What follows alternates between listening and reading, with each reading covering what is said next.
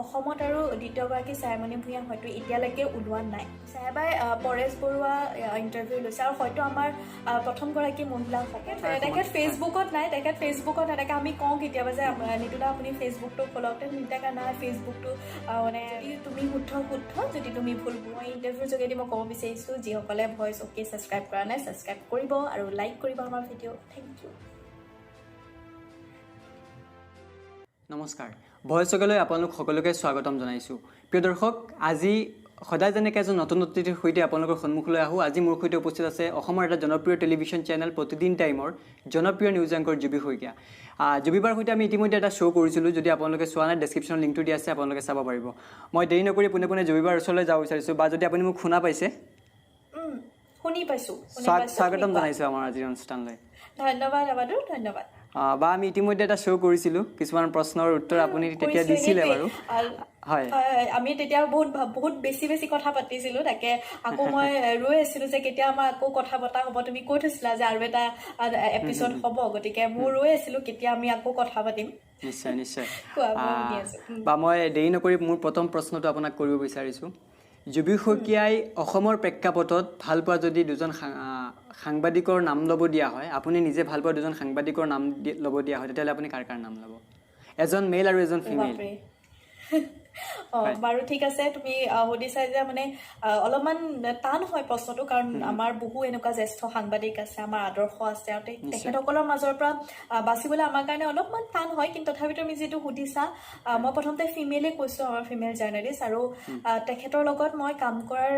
সান্নিধ্য লাভ কৰিছিলোঁ, সুযোগ লাভ কৰিছিলোঁ, আৰু তেখেতৰ পৰা বহুত কথা শিকিব পাৰি। আৰু বিশেষকৈ ছোৱালীৰ কাৰণে ইনস্পিৰেশ্যন, আদৰ্শ, আৰু তেখেত আন কোনো নহয়, নিউজ লাইভৰ ছায়ামণি ভূঞা সকলো চিনিয়ে পায়। ছায়াবাৰ লগত মই কাম কৰিছিলোঁ, আৰু তেখেত মোৰ আদৰ্শ বুলিব লাগিব, কাৰণ হয়তো মোৰ পইণ্ট অফ ভিউ এয়া সকলোৱে নহ'ব পাৰে যে মোৰ মতে অসমত আৰু দ্বিতীয়গৰাকী ছায়ামণি ভূঞা হয়তো এতিয়ালৈকে ওলোৱা নাই। এইটো মোৰ পইণ্ট অফ ভিউ, কাৰণ তুমিও হয়তো যদি জানা বা জানিব পাৰা, ছায়াবাই পৰেশ বৰুৱা ইণ্টাৰভিউ লৈছে আৰু হয়তো আমাৰ প্ৰথমগৰাকী মহিলা হ'ব যি গৈ মেলি পৰেশ বৰুৱাৰ তেখেতে এটা ইণ্টাৰভিউত কৈছিলে, ইভেন পৰেশ বৰুৱাৰ যেতিয়া ইণ্টাৰভিউ ল'ব গৈছিলে তেওঁ চীনত, বহুত আচলতে সাহসৰ প্ৰয়োজন আচলতে, তেওঁ যোনটো ইণ্টাৰভিউ কৰি আহিছিলে। একেবাৰে তো সেইটো কাৰণে তেখেতৰ কাম কৰাৰ বহুত মানে যিটো শক্তি বুলিব লাগিব, সেই শক্তিটো তুমি দেখিলে মানে তুমি আচৰিত হ'বা। মই যিহেতু সেইখিনি পাইছোঁ, গতিকে তেখেতৰ ৰাতি নাই দিন নাই, যেতিয়াই কাম কৰা মুড থাকে কাম কৰিব, মুঠতে ৰেষ্টলেছ এগৰাকী মানুহ বুলি ক'ব লাগিব। আৰু বহুতেই কাম কৰে এই ক্ষেত্ৰত, সাংবাদিকতাৰ ক্ষেত্ৰত বিশেষকৈ তেখেতৰ অৱদানো বহুত আছে। গতিকে মোৰ আদৰ্শ বুলিবলৈ গ'লে ফিমেলৰ যদি কওঁ তেন্তে হয়তো ছায়াবাই হ'ব, ছায়ামণি ভূঞাৰ নাম ল'ম। আৰু দ্বিতীয়তে যদি কওঁ মেল জাৰ্নেলিষ্ট আৰু জ্যেষ্ঠ সাংবাদিকৰ ভিতৰত মই এজনৰ নাম ল'ব লাগিব। মই বৰ্তমানো তেখেতৰ নেতৃত্বতে কাম কৰি আছোঁ। তেখেত হৈছে নিতুমণি শইকীয়া, নিতুদা। আৰু নিতুমণি শইকীয়া ছাৰৰ হৈ বেলেগকৈ ক'বলৈ কোনো প্ৰয়োজনে নাই, সকলোৱে তেখেতক জানে, তেখেতক বুজে, আৰু মোৰ আদৰ্শ তেখেত, কাৰণ মই তেখেতে নেতৃত্ব দিয়ে প্ৰতিদিন টাইমক, আৰু সেইবুলিয়ে মই প্ৰতিদিন টাইমলৈ আহিছিলোঁ। মই ইয়াৰ আগতেও তোমাক কৈছিলোঁ আগৰ ইণ্টাৰভিউটোত।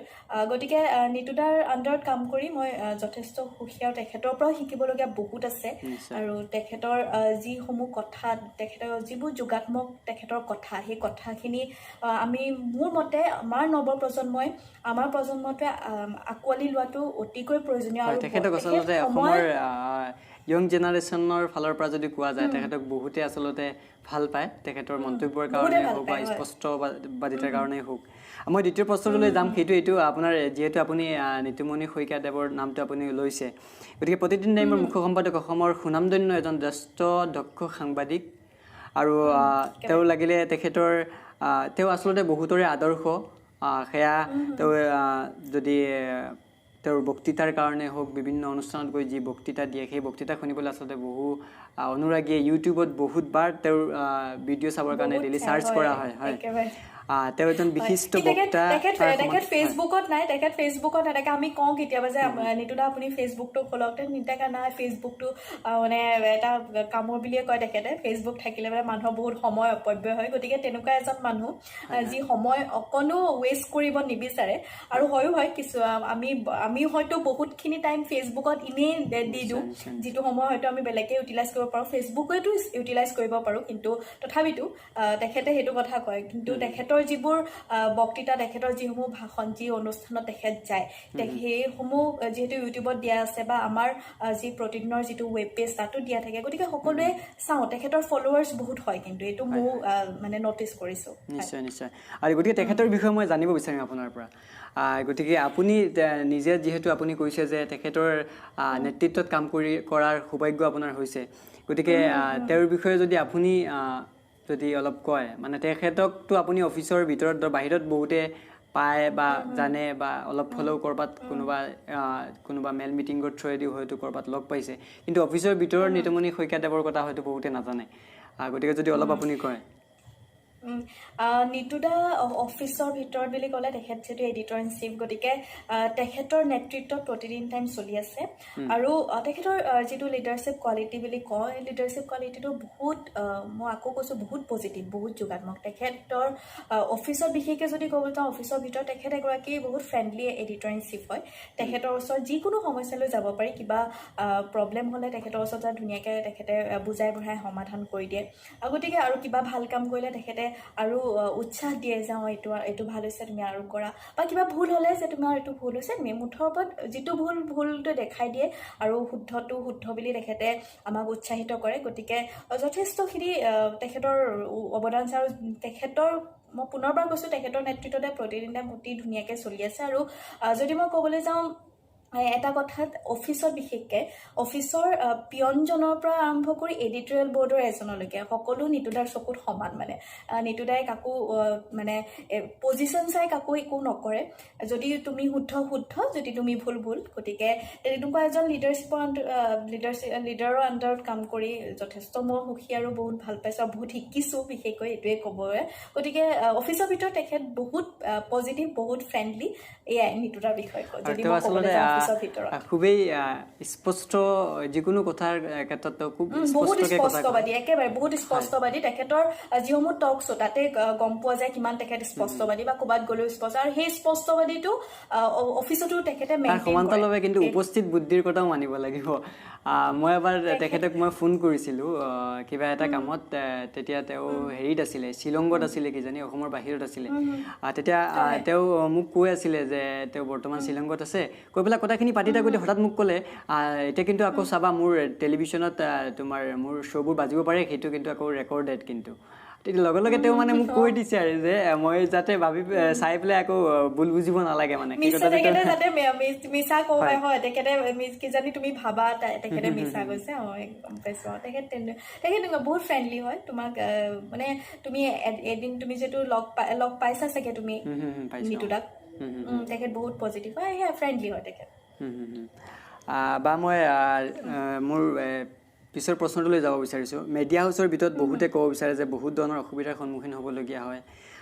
সেয়া কোনো প্ৰগ্ৰাম কৰিবৰ ক্ষেত্ৰত হওক বা যিকোনো কামৰ ক্ষেত্ৰত গতিকে এজনী ছোৱালী হিচাপে আপুনি মিডিয়া হাউচত অলৰেডি আপুনি প্ৰায় মই যদি ভুল কৰা নাই আপুনি প্ৰায় 3টা মিডিয়া হাউচত কাম কৰিছে গতিকে সেই ক্ষেত্ৰত আপোনাৰ অভিজ্ঞতা কি তেনেকুৱা কিবা বাধা বিঘিনিৰ সন্মুখীন হোৱাৰ অভিজ্ঞতা আপোনাৰ আছে নেকি নাই সেইটো আচলতে যদি মিডিয়া হাউচৰ বাহিৰত যদি এইটো কোৱা হয় এইটো হয়তো ভুলকৈ ওলাইছে কথাটো এগৰাকী যুৱতী হিচাপে মিডিয়া হাউচত এইটো নহয় যে ৰখোৱা যায় বা মানে কিবা মানে বেকড্ৰপ হয় বা কিবা মানে বাধা আহে সেইটো বস্তু নহয় মই বিশেষকৈ যিটো তুমি কৈছা আৰু মই আগতেও কৈছোঁ আগন্তুক মই এতিয়ালৈকে প্ৰতিদিন টাইমৰ লগাই মই 3টা হাউচত কাম কৰি আহিছোঁ আৰু 3টা হাউচতে মই সিমানখিনি ৰেছপন্স পাইছোঁ যিমানখিনি মই এজ এ নিউ কামাৰ পাব লাগে মই প্ৰথম যিটো ফ'কাছ দিছিলোঁ তেতিয়া কমপ্লিটলি মই ফ্ৰেছ আছিলোঁ কমপ্লিট নিউ কামাৰ আছিলোঁ আৰু তেতিয়া মোক বহুতে শিকাই দিয়ে চব বস্তু শিকাই দিয়ে স্ক্ৰিপ্ট লিখা পৰা আদি কৰি ভইচ অভাৰ দিয়ালৈকে বা কেনেধৰণে আমাৰ ভইচত এয়া আমাৰ মিডিয়া ভিতৰৰ ভাষা এইবোৰ ভইচত আৰু সেই তেনেকৈ কটা যিবোৰ হয় বা তেনেকুৱা চব বস্তু শিকাই দিয়ে ফ'কাছ এণ্ডিত তাৰপিছত মই নিউজ লাইভত এনেকুৱা এটা পৰিৱেশ সকলো বিজি থাকে আৰু প্ৰত্যেকটো মিডিয়া হাউচতে সকলো বিজি থাকে তাৰ মাজতো মোৰ কিবা মই যদি কিবা জানিবলৈ বিচাৰোঁ বা কাৰোবাক যদি সুধোঁ মোক ধুনীয়াকৈ বুজাই দিয়ে আৰু এইটো নহয় এইটো ইয়াত প্ৰতিদিন টাইমতো পাইছোঁ সকলোৱে বহুত উৎসাহিত কৰে আৰু এইটো যদি মই কওঁ মই যিহেতু কৰি আছোঁ সম্পূৰ্ণ 5 বছৰ মোৰ মিডিয়া হাউচত হৈছে গতিকে মই সেই বিশেষকৈ যুৱতীসকলৰ কাৰণেই কৈছোঁ যদি কোনোবাই মানে মাছ কমিউনিকেশ্যন কৰি মিডিয়া হাউচত সোমাব বিচাৰে তেতিয়া বিনা চিন্তাই আহক আৰু নিজৰ যিখিনি ইচ্ছা আছে নিজৰ যিখিনি আগ্ৰহ আছে সেইখিনি ফুলফিল কৰক মই সেইটোৱে ক'ব বিচাৰিছোঁ বা মোৰ একেবাৰে শেষৰ প্ৰশ্ন যিহেতু আপোনালোকৰ কৰ্মব্যস্ততা বহুত বেছি যথেষ্ট বেছি আপোনালোকে আপোনালোকে কেতিয়াবা ৰাতি 12 বজালৈকে অফিচ কৰিবলগীয়া হয় সেই ক্ষেত্ৰত আপুনি যিহেতু এগৰাকী ছোৱালী মানুহ বহুতৰ ক্ষেত্ৰত হয় তেনেকুৱা ফেমিলিৰ পৰা স্বাভাৱিকতে ৰাতি 12 বজালৈকে অফিচ কৰা তেনেকুৱা ধৰণৰ হেৰিত ছাপোৰ্ট নকৰিবও পাৰে সেই ক্ষেত্ৰত আপোনাৰ ফেমিলি ছাপোৰ্ট কেনেকুৱা আছিল বা বৰ্তমানলৈকে আপুনি যিহেতু কৰি আছে মিডিয়া হাউচত গতিকে যদি কয় ফেমিলি ছাপোৰ্ট হয় আবাতো এটা কথাটো মানিবই লাগিব যে যিকোনো ক্ষেত্ৰতে হওক লাগিলে সাংবাদিকতাৰ ক্ষেত্ৰতে হওক বা বেলেগ চাকৰিৰ ক্ষেত্ৰতে হওক ফেমিলি ছাপোৰ্ট বহুত দৰকাৰ আৰু উইদাউট ফেমিলি ছাপোৰ্ট মা দেউতাৰ ছাপোৰ্ট অবিহনে কেতিয়াও কোনো আগবাঢ়িব নোৱাৰে এইটো মোৰ বিশ্বাস আৰু মই মোৰ মা দেউতাৰ পৰা মই একদম সম্পূৰ্ণৰূপে মই ছাপোৰ্ট পাইছোঁ কাৰণ যিহেতু মই মিডিয়া হাউচত কৰি আছোঁ আৰু যিহেতু মোৰ গোলাঘাটত ঘৰ আৰু মই ইয়াত আছোঁ মই ৰেণ্ট লৈ আছোঁ মই 12টালৈকে ডিউটি কৰোঁ আৰু মাহঁতৰ চিন্তাটো স্বাভাৱিক যে ৰাতি ডিউটি কৰে ৰাতি অহা যোৱা কৰে এইটো চিন্তাটো স্বাভাৱিক কিন্তু তথাপিতো মাহঁতক মই সেইখিনি সেই বিশ্বাসটো মই দিবও পাৰিছোঁ আৰু মাহঁতে মোৰ ওপৰত বিশ্বাস ৰাখিছোঁ আৰু মাহঁতৰ সেই চিন্তাটো অলপ হ'লেও যে তাই ঠিকে আছে আৰু সদায় এনেকুৱা হৈছে ৰাতি 12টা বজাত যেতিয়া মোৰ ডিউটি থাকে তেতিয়া সদায় 10টা বজাত ফোন আহে আৰু 10টা বজাত ফোন আহি ক'ত আছা কি কথা সোধে তাৰপিছত মাহঁতক কওঁ যে নাই মই আছোঁ যামেই অলপ দেৰি পিছত নিউজ আছে নিউজ খতম কৰি আমি যাম তো সেই ফোনটো কৰি দিয়াৰ পিছতে মাহঁতৰ আৰামত হৈ যায় আৰু গতিকে ফেমিলি ছাপোৰ্ট বহুত দৰকাৰ আৰু মই মোৰ ফেমিলিৰ পৰা মই 100% ছাপোৰ্ট পাইছোঁ আৰু তেখেতসকলৰ মা দেউতাৰ ছাপোৰ্ট নোহোৱাকৈ মই নোৱাৰোঁ ইমানখিনি কৰিব আৰু ইয়াত অকলে থকাকৈ বিশেষকৈ মা দেউতাৰ পৰা দূৰত গতিকে সেইখিনি বহুত দৰকাৰী মোৰ কাৰণে আৰু মই পাইছোঁ বা আপোনাক অশেষ ধন্যবাদ জনাইছোঁ আপোনাৰ যথেষ্ট ব্যস্ততা আৰু ব্যস্ততাৰ মাজৰ পৰা অলপ সময় আমাক দিছে আমি আকৌ পৰৱৰ্তী সময়ত জুবিবা আপোনাক আকৌ আমাৰ অতিথি কৰিবলৈ চেষ্টা কৰিম শেষত বয়সকৰ দৰ্শকক উদ্দেশ্যি কিবা ক'ব মোৰ ভাল লাগিলে আবাটোৰ আৰু তোমাক ধন্যবাদ জনাইছোঁ তুমি মোৰ লগত দুবাৰকৈ তুমি কথা পাতিছা আৰু তুমি একদম পূৰা নিশ্চিন্ত থাকা আমি আকৌ লগ পাম সোনকালে আমি আকৌ বহুত কথা পাতিম কাৰণ বহুতখিনি কথা থাকি গৈছে কাৰণ এবাৰতে যিহেতু কথাবোৰ শেষ নহয় গতিকে বহুতখিনি কথা মই এনেও কথা অলপ বেছিয়ে কওঁ বাৰু গতিকে কথা বহুত থাকি গৈছে আৰু তোমাকো ধন্যবাদ জনাইছোঁ আৰু বিশেষকৈ ভইচ অ'কে দৰ্শকসকলক মই ধন্যবাদ জনাইছোঁ আৰু মই ইণ্টাৰভিউৰ যোগেদি মই ক'ব বিচাৰিছোঁ যিসকলে ভইচ অ'কে ছাবস্ক্ৰাইব কৰা নাই ছাবস্ক্ৰাইব কৰিব আৰু লাইক কৰিব আমাৰ ভিডিঅ' থেংক ইউ বা আজিৰ খণ্ডৰ পৰা বিদায় লৈছোঁ প্ৰিয় দৰ্শক এয়া আছিল প্ৰতিদিন টাইমৰ জনপ্ৰিয় নিউজ এংকৰ জুবি শইকীয়া প্ৰিয় দৰ্শক আৰু এজন নতুন অতিথিৰ সৈতে আকৌ আপোনালোকৰ সন্মুখলৈ আহিম যদি আপুনি আমাৰ নতুন দৰ্শক অনুগ্ৰহ কৰি চেনেলটো ছাবস্ক্ৰাইব কৰি কাষৰ ন'টিফিকেশ্যন বেলটো অন কৰি ল'ব যাতে অহা খণ্ড মিছ নকৰে প্ৰিয় দৰ্শক আজিৰ কাৰণে ইমানেই বিদায় লৈছোঁ নমস্কাৰ